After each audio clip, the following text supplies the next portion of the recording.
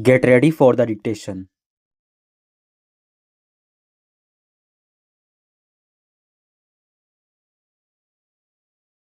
Ready?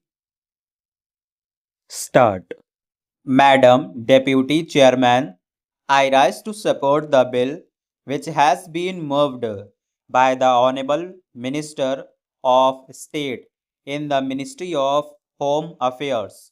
This bill incorporates certain sentiments which the country holds so dear as far as the office of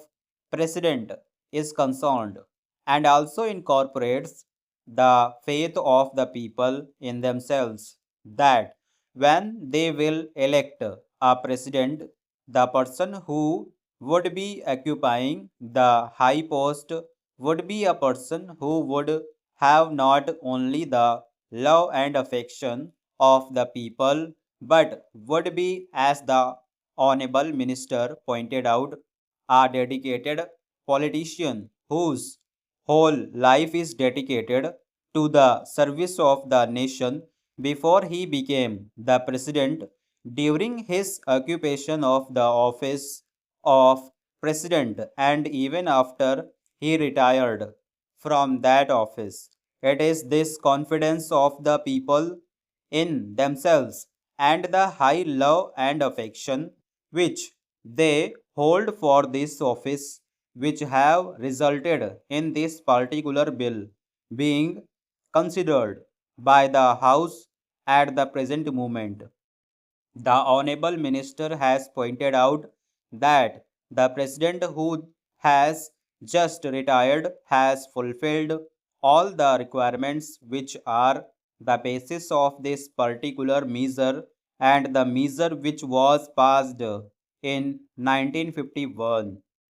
I wish that he had mentioned the last Governor General also, to whom both the measures apply.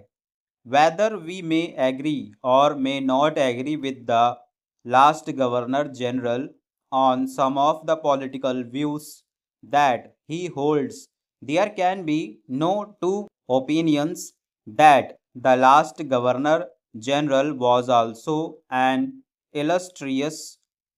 son and is an illustrious son of this country and deserves all the consideration, all the love, and all respect of the country which are being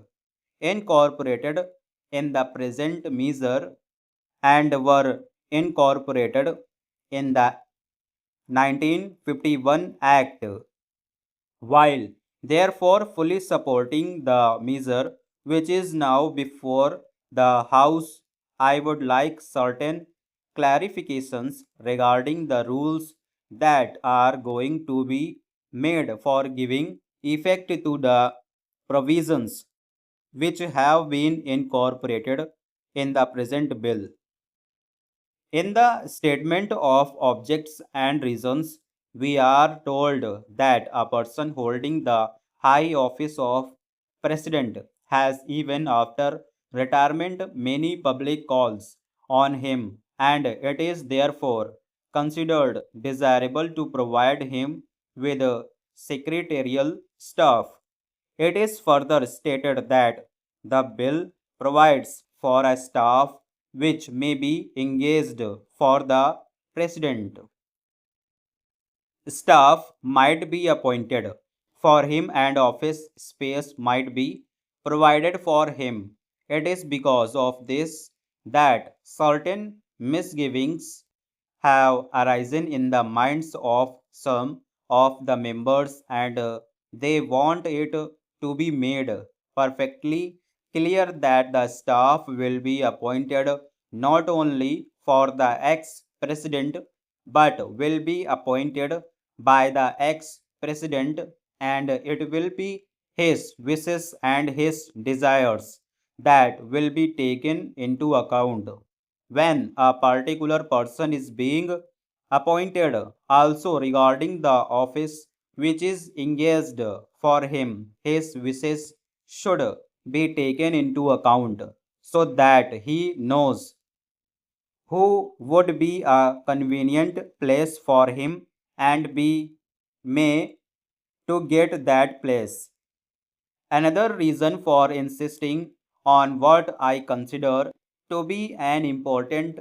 detail is that if the government appoints the staff for the ex president, then automatically they become government servants because they have been appointed by the government. It may be that in the rules a clarification might be attempted whereby they may be exempted from some of the service conduct rules which are applicable to normal government servants. But even there, it will be much better that this should not be left in any doubt, and that these persons that are appointed to assist the ex president in his secretarial task are appointed by the ex president himself.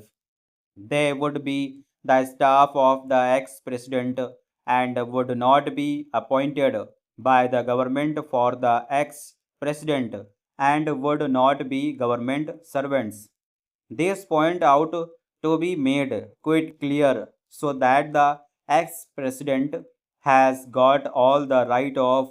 determining the service conditions of the people appointed by him, of course subject to the overall limit which has been provided and to my mind rightly provided in the bill. Within that overall limit, perhaps it will be much better to leave the rest of the matter to the President himself so that we may also express our further confidence in the President to the effect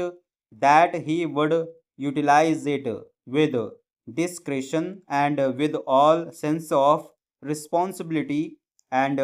fair play and taking into account the interests of the public and of the public exchequer too.